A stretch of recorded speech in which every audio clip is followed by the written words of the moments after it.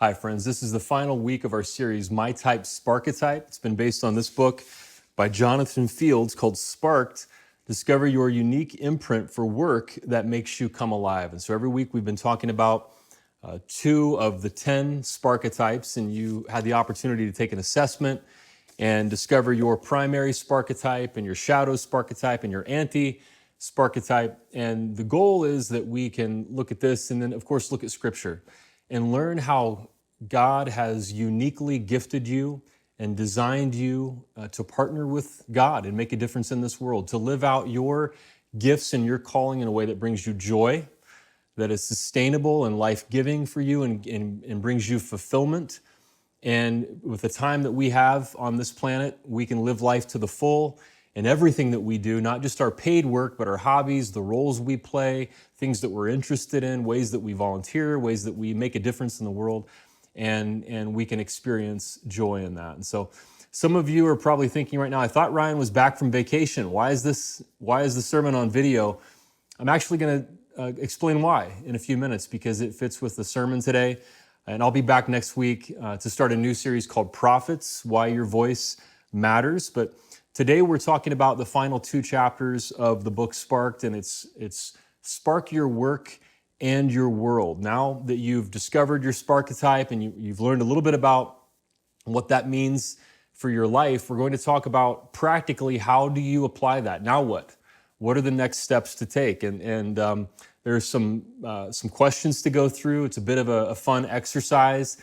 You can take some notes on your phone if you'd like today, or if you want to take a picture of the screen as the notes come up. There are questions you can ask yourself and work through this little exercise about the next steps that you can take to live out your Sparketype. So we're going to dive in with what Jonathan Fields calls 3 activation keys. These are 3 steps to take to apply your Sparketype in the real world. And if you really want to discover how God has created you and you want to take next steps, I want to invite you to the Discover Your Purpose class on July 18th. It's online, Tuesday, July 18th, and we're going to talk about your shape for serving, and Sparketype is a part of that. So you'll take some inventories, and they're in my weekly email where you can take these free inventories, bring those results with you to the class, and we'll have a fun time. It takes about 60, 90 minutes, and we'll fill out your unique inventory, your shape, spiritual gifts, heart, abilities, personality, and experiences. And Sparketype is just a part of that. So, all right, these 3 activation keys that Jonathan Fields gives us are express, imagine, and expand. And we're going to break down these 3 activation keys today. And the first is to express what you have previously done in your life. In Discover Your Purpose class, this is the experience portion of your shape inventory. So you could get out the Notes app on your phone and you write down the work that you have done in the past. But it's not just your paid work, whatever you did for a living.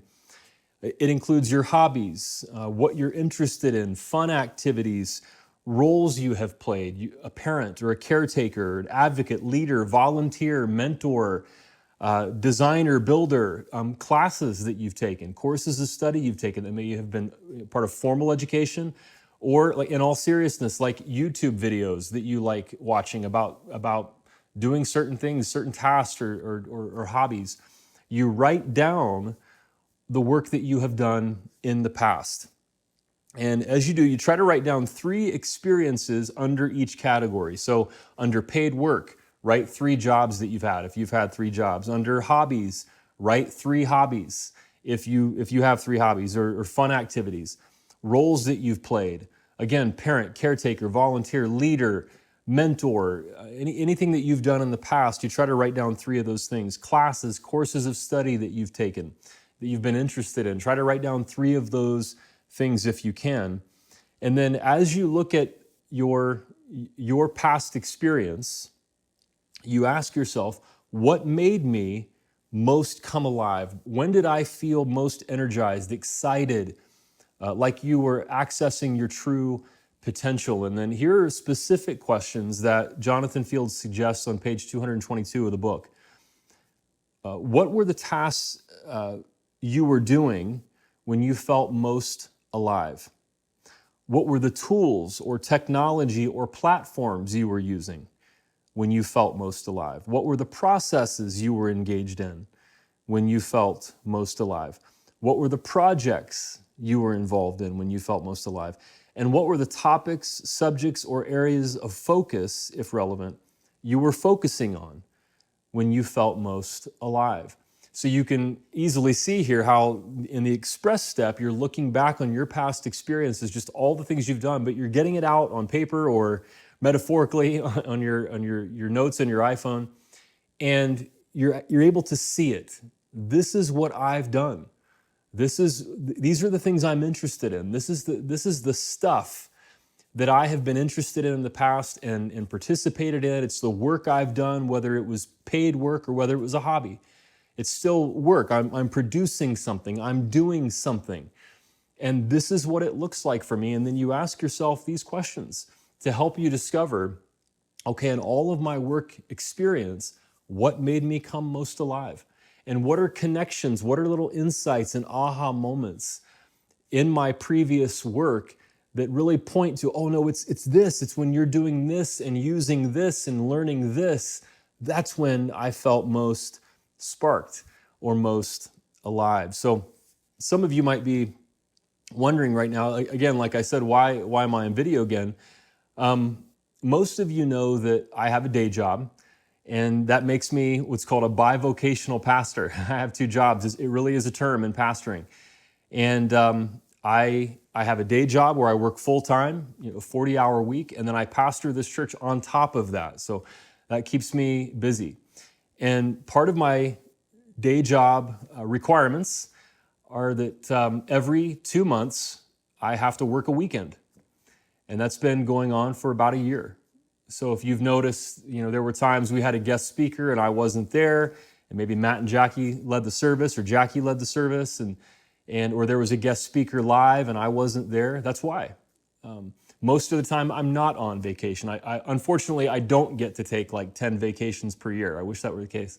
But most of the time, when I'm not there on the weekend, it's because every couple of months, my day job requires me to work a weekend. And when I took this inventory and I wrote down my paid work, of course, I wrote down my day job, and I wrote down being a pastor of the Well. And then as I asked myself questions about what makes me come alive and what sparks me, and of course, I already knew this before I completed the exercise, there are things about my day job that I enjoy. I mean, I get to lead people, I get to build into people's lives. I like that, but that's not what really sparks me. What I'm really excited about, what really sparks me, what really makes me come alive is this. It's being a pastor. I do my day job so that I can do this. This is when I feel most alive. This is what sparks me. And as you express your work experience in the past, you ask yourself, what sparks me? And a few years ago, a guy in the Well asked me, on a scale from 1 to 10, how much do you like being a pastor? 1, you hate it, and 10, you absolutely love it. And I said, probably like a 14. I love being a pastor. That's like the Spinal Tap, crank the amp to 11 answer. I love being a pastor. It just does it for me. It sparks me. It makes me come alive. The various tasks that I have to do to be an effective pastor, I love doing those things. And there's just nothing else that I've ever experienced where I get to use all of those things together in a way that sparks me and makes me come alive. What is that for you? As you express and you think about your experience, what makes you come alive? And as you ask yourself those questions, what was it specifically about those things? And what were you doing? And what were you using? And how were you doing it? And what were you learning? And when did you feel most alive? Now, if you're not sure, well, this exercise hopefully will help, but that's what Discover Your Purpose class is all about on July 18th. So first you express what you've done previously, and then the second step that Jonathan Fields gives to really live out your Sparketype, after you've expressed what you've done in the past, you imagine how you could do more of the things that spark you and your work in the future. So Fields cautions us as we discover our Sparketypes, and hopefully you are excited by what you've learned, that you don't just instantly blow up your life in order to live out your Sparketype, like, oh, my current job isn't really doing it, so I quit. And then you're not able to pay your bills next month. He says, don't just blow everything up instantly. He said, once you discover more about yourself, you might be confronted with the fact that you don't get to be sparked in your work as much as you would like, and you might be tempted to go nuclear and make rash decisions. He said you might even be tempted to subconsciously sabotage your job as a way to slowly get out of it, feel worse about it, and see more negative things about your current situation. But he encourages us to take it slow and think through the various options by using our imagination as to how we could be sparked in more ways in all of the work we do, not just your paid job, but in everything we do. So on the other hand, as a pastor, I do need to say there are people in jobs that they should not be in. If you constantly feel drained by your job, or you're in a toxic work environment, or there's just nothing about this job that fits who I am, it's time to find a new job. I told a story a year or so ago about having a panic attack, I think in 2018. And I discovered, actually no, during the pandemic, when I discovered it's the job. That's what's causing this stress for me. And I've got a new day job. And so there are times when it is the job, and there are times when your job is slowly killing you and you do need to find new employment. But Fields says not to rush into those decisions without thinking about the implications. Instead, he writes on page 227, think about this. If you knew with 100% certainty the work you were doing today would have to be the very thing you did for the rest of your productive life, but you had the ability to reimagine the way you engaged with and experienced it, what would you do differently? Is there a way of modifying your paid employment? And maybe you love your job, I hope you do, but if you don't feel completely sparked by your paid employment, is there a way of modifying that in some way? Even talking with your boss and focusing on some other things instead of some things that don't spark you. And your hobbies, your interests, the roles you play. Again, volunteering, leading, mentoring, serving in a ministry in some way. Educational opportunities. Just finding more time to do the things you enjoy, maybe some things on the side. Is there a way to cobble those things together and make some adjustments in all the work you do to modify that would at least move you toward being more sparked in your work, whatever that looks like for you? And on page 230, Fields writes, when you reframe your current career, practice, or venture in the light of the constraint challenge I offered above, make it as good as it can possibly get before deciding whether to leave and start something new. So Fields encourages us to take our current situation and imagine, is there a way that I could modify all of the work I do so that I could be sparked more before I just blow it up and start a new career. So first I express what I've done in the past and ask questions about when I came alive, when I was sparked. And then I imagine ways that I could move all of the work that I do toward being sparked more than I currently am. And Fields tells a story of Sally. Her Sparketypes are she's an advisor primarily, and then her shadow is that she's a nurturer. And she grew up around campgrounds. Her parents owned a store that sold camp outfitting, and she became a camp counselor in her late teens or college age. And in college, she earned an undergrad in psychology and 2 master's degrees eventually in business and education. And she built a career as a media consultant. But over time, she realized that she didn't really love the strategizing systems part of her consulting job, but she loved the relational aspects of coaching people, which fits her advisor, nurturer, Sparketype. And she had to step back from her career for a while to fight cancer.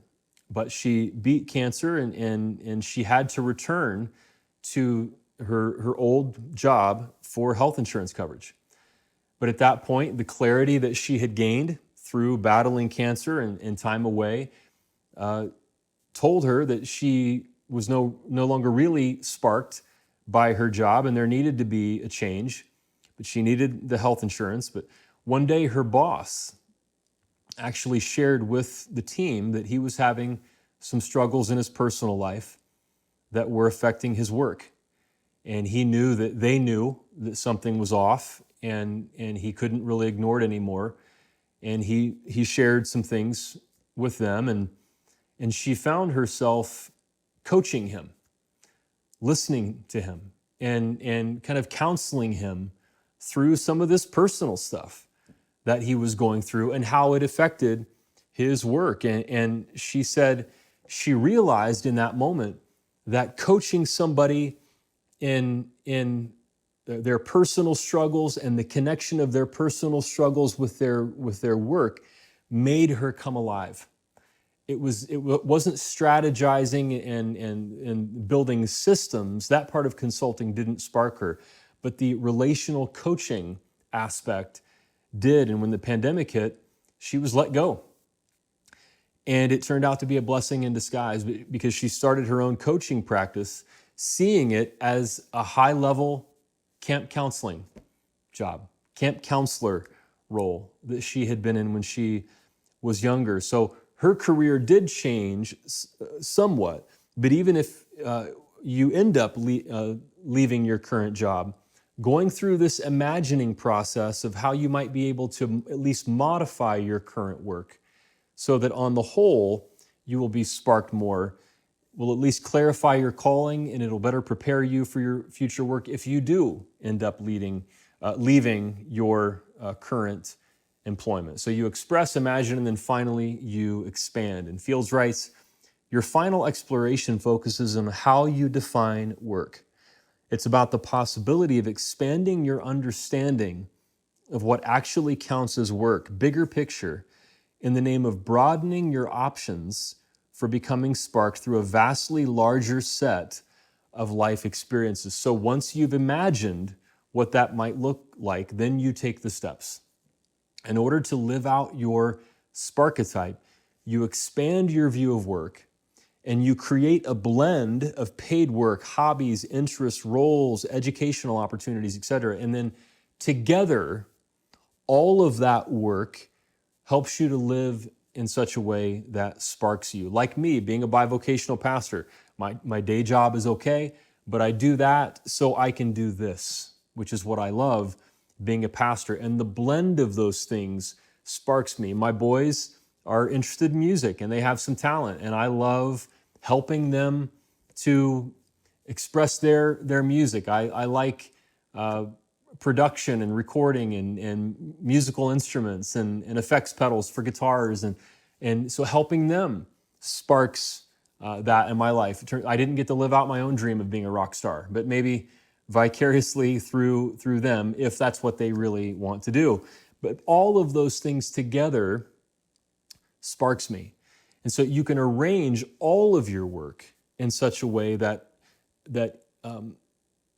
overall, on balance, your work sparks you more than it doesn't, while you keep a roof over your head and food on the table. So we express, we imagine, and then we expand. And if you know much about the Bible, you probably know that the Apostle Paul had a job other than traveling on missionary journeys and writing half of the New Testament. That's what he did with probably most of his time. But as a side job, as a way of supporting himself, Paul was a tent maker. He made tents, and as a matter of fact, being a bivocational pastor like I am is also called in the ministry world being a tent maker. So in his time, tents were made from leather, and one of the primary uses of tents was for travel. They didn't have hotels in the same way that we do now when they travel. And so if you traveled, you needed temporary shelter. One of the major uses of tents and the reasons people traveled were to attend the Greek games, sporting events in various parts of the empire, and thousands of people traveled miles and miles to see the games. And when they had to stay somewhere, they might take a tent with them, or they might buy a tent in the town where they went to see the games. And Acts chapter 18 says this: after this, Paul left Athens and went to Corinth. There were Corinthian games in the ancient world. There he met a Jew named Aquila, a native of Pontus, who had recently come from Italy with his wife Priscilla, because Claudius, the emperor, had ordered all Jews to leave Rome. Paul went to see them, and because he was a tent maker, as they were, he stayed and worked with them. Every Sabbath, he reasoned in the synagogue, trying to persuade Jews and Greeks. So Paul met in Corinth, where there were Corinthian games. It's possible they were making tents because of people traveling to see the games. Paul met Aquila and Priscilla, this couple who became mentors and important figures in the New Testament because they were tent makers like him. And then in verse 4, we read that every Sabbath he went to the synagogue and he reasoned with people about the gospel of Jesus. So he made tents in order to pay the bills so that he could live out his calling, his unique God-given calling that sparked him and helped him to come alive. And we know that he was not the only one to do this. Paul studied under the Rabbi Gamaliel as a young man, and there's a belief that Gamaliel's father was a carpenter. And we know of another carpenter in the New Testament. And so it was common for people to blend their work together, the way that Fields is talking about, that they had a calling on their lives in a way that they believed God wanted them to partner with God to make a difference, to make the world better, but they had to support themselves in other ways. And they built all of their work together in such a way that would spark them more than it didn't, or at least to support the work that did spark them. A few weeks ago, I mentioned Lydia from the book of Acts, who Paul met on one of his journeys. She was a dealer in purple cloth, the New Testament tells us, which was a luxury item. Purple cloth was dyed purple from mollusks. And so fishermen would catch mollusks, they would extract the dye, and then Lydia probably was kind of the middle person who actually dyed the cloth. She probably had employees who dyed the cloth purple, and then she sold that to garment makers in the fashion industry. And she was wealthy because of that, a business person.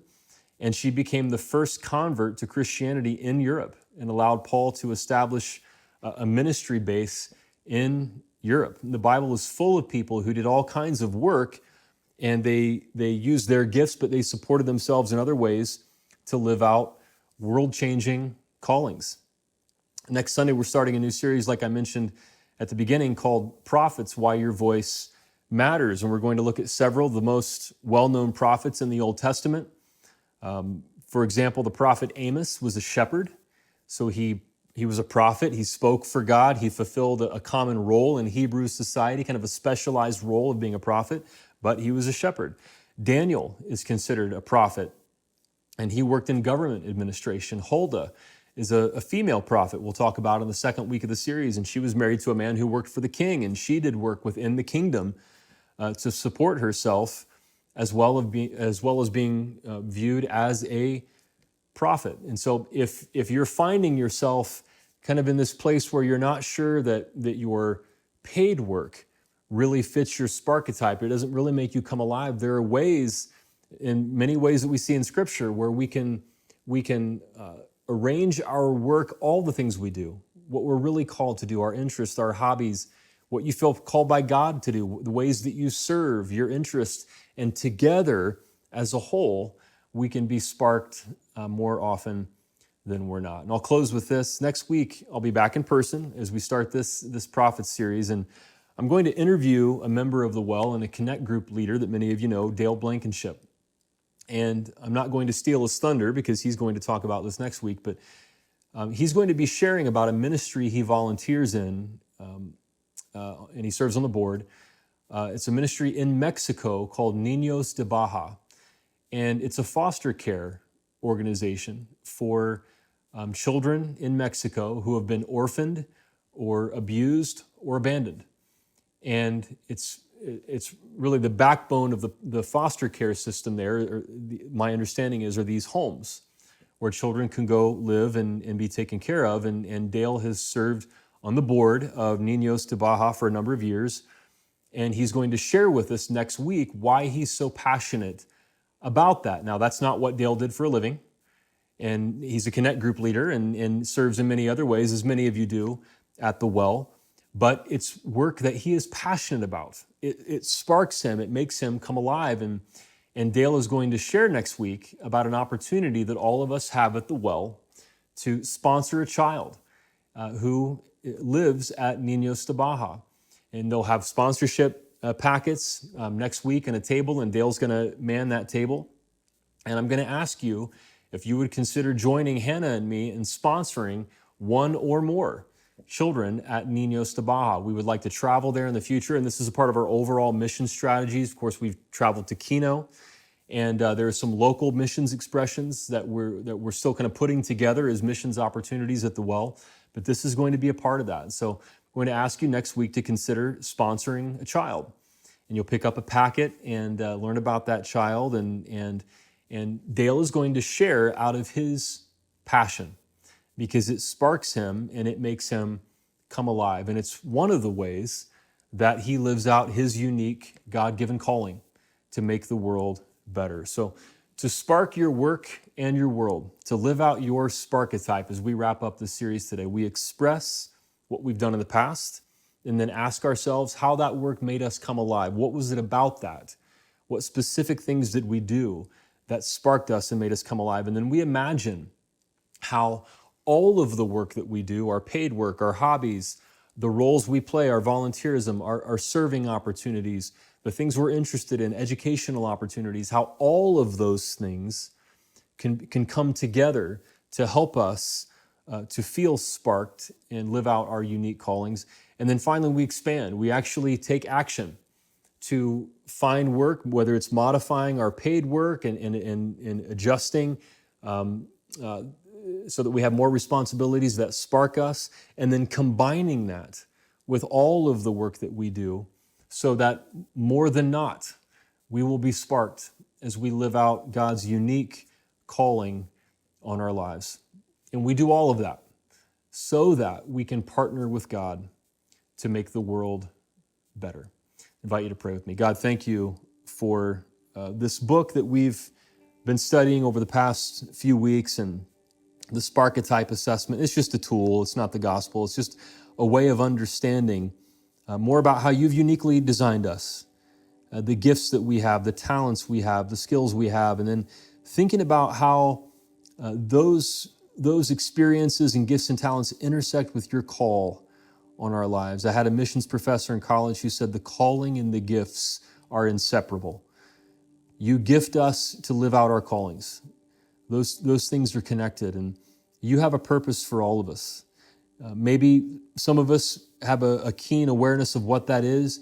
Maybe some of us are still searching, and if that's the case, an inventory, an exercise like this today could help, or the Discover Your Purpose class on July 18th to help us to discover how you have uniquely designed us and called us in a way that brings us joy and fulfillment And oh God, you know the stress of not being able to feel sparked. Somebody who has to get up and go to work every day and they don't feel that. There are times there does need to be a job change.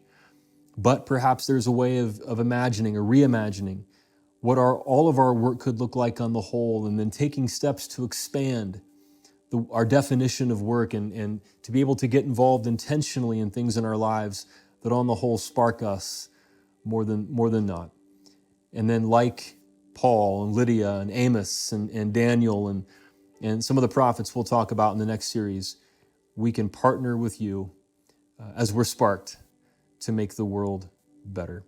We thank you for the privilege that is and how that gives us joy and fulfillment and purpose in life. And we pray these things in Jesus' name. And everybody said, amen.